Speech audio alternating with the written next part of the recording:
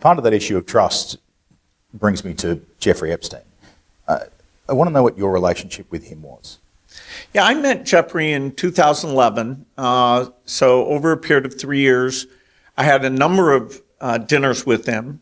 The focus was always, he knew a lot of very rich people, and he was saying he could get them to give money to global health.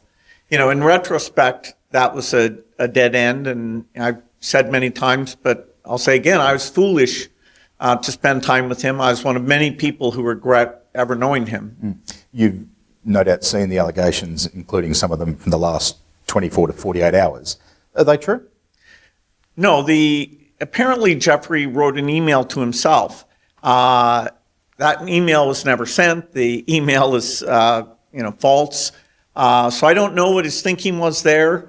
Was he trying to attack me in some way? But, it just reminds me, every minute I spent with him, I regret and I, apologize that I did that. The problem is some of the things that he has sent and some of the information about other people that has come up in those files has been true. Why would he do this and say this about you, do you think? It's factually true that I was only at dinners. I never went to the island. I never met any women. And so, the more that comes out, the more clear it'll be that although the time was a mistake, it had nothing to do with that kind of behavior. Is it frustrating to you, given what you've said, that this is now happening?